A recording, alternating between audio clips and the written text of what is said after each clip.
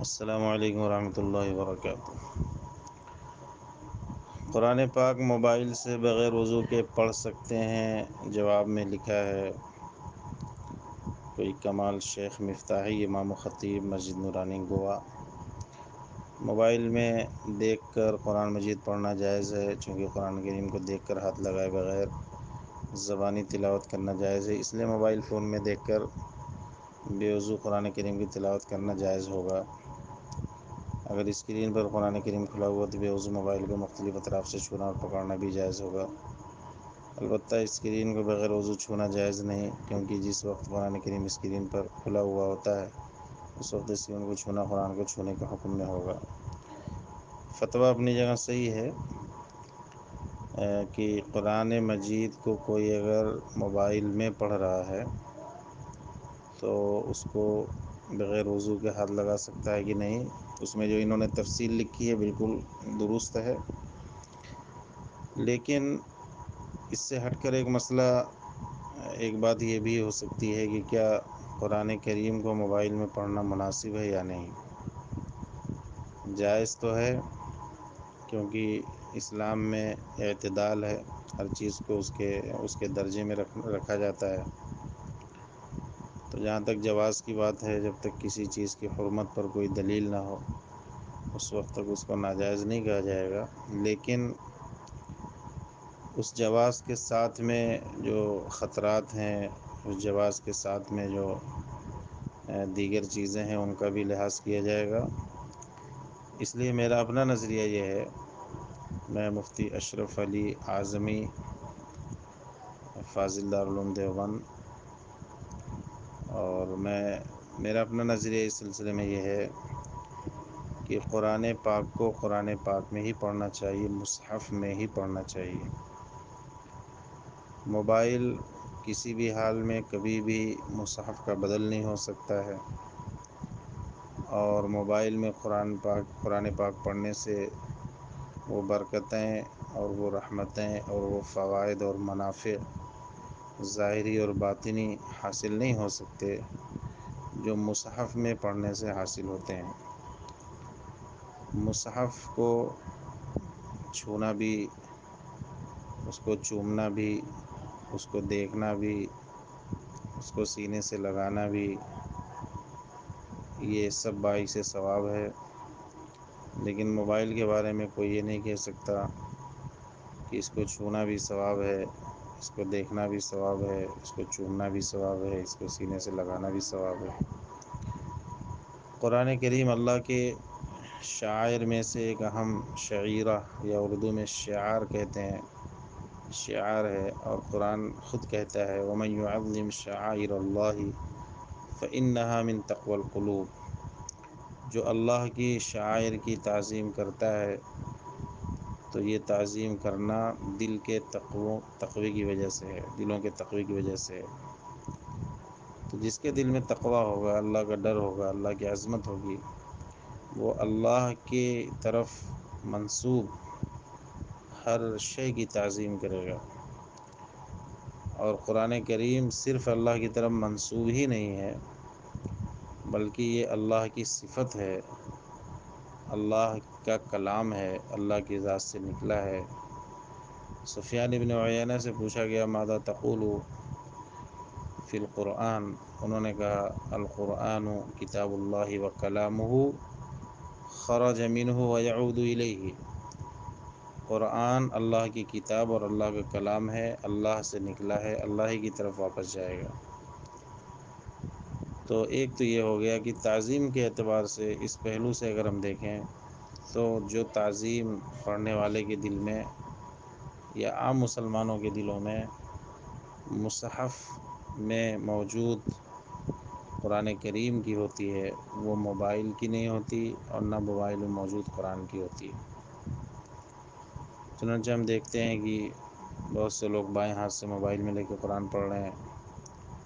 قرآن پڑھتے پڑھتے سجدے کی ضرورت ہوئی تو موبائل کو رکھ دیا اور سجدے میں چلے گئے۔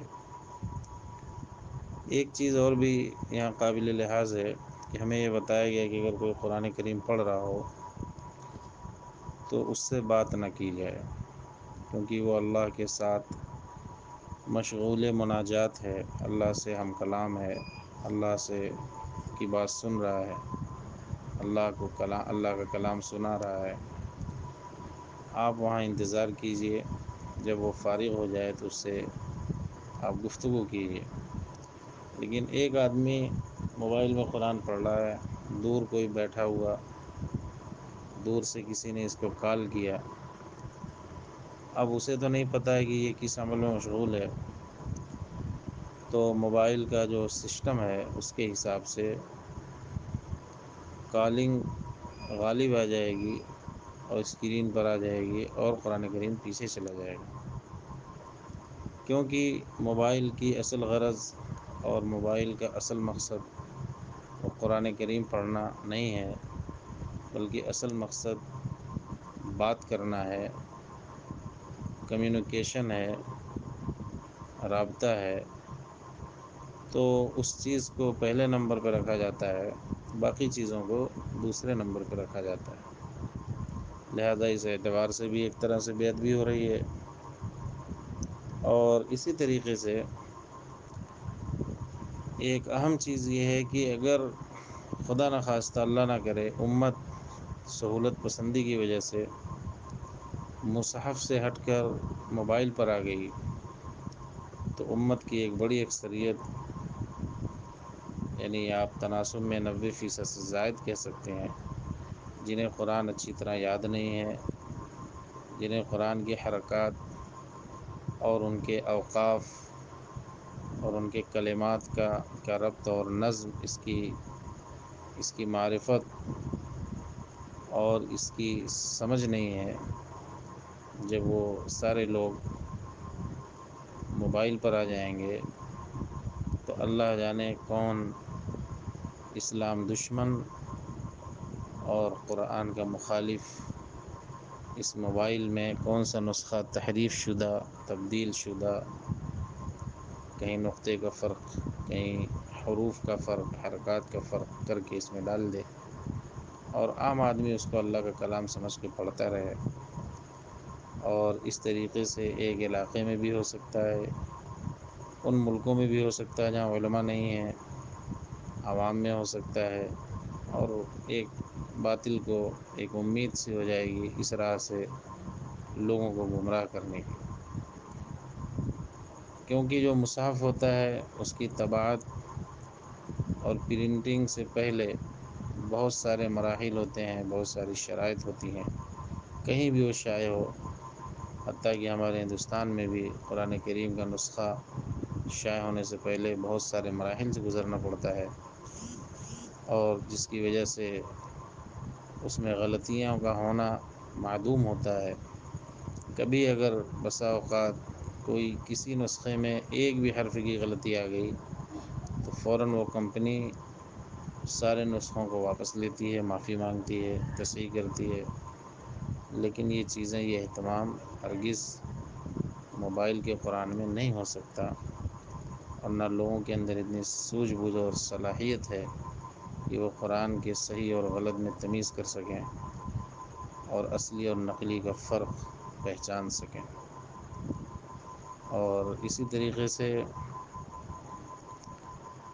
قرآن،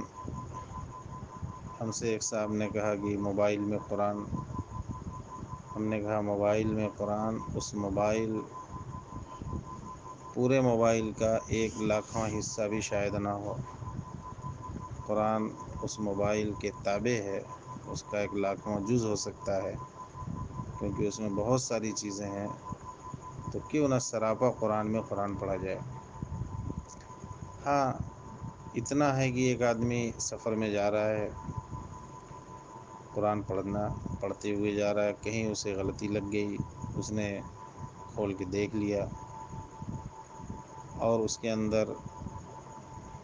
اتنی صلاحیت ہے کہ وہ سمجھ لے کہ نسخہ کون سا ہے، یا کوئی حافظ ہے، یا کسی کا کوئی سورہ پڑھنے کا معمول ہے، مثلا سورہ کہف پڑھنے کا ہے، سفر میں ہے، اب قرآن کا نسخہ اس کے ساتھ نہیں ہے، تو ایسی حالت میں وقتی طور پر اس میں پڑھ سکتا ہے، جواز میں کوئی اختلاف نہیں ہے، لیکن ادب اور تعظیم اور برکتوں کے اعتبار سے بالکل امت کو مصحف سے ہی چمٹنا چاہیے، جو مصحف عثمانی حضرت عثمان رضی اللہ تعالیٰ عنہ نے اپنے دور میں جاری فرمایا، اور وہ آج بھی ماشاءاللہ اسی آب و تاب اور شان و آن کے ساتھ جاری ہے۔ اللہ تعالیٰ اسے قیامت تک محفوظ رکھیں گے۔ اللہ ہمیں اس قرآن سے محبت، عقیدت اور اس سے استفادے کی توفیق عطا فرمائے۔ السلام علیکم ورحمۃ اللہ وبرکاتہ۔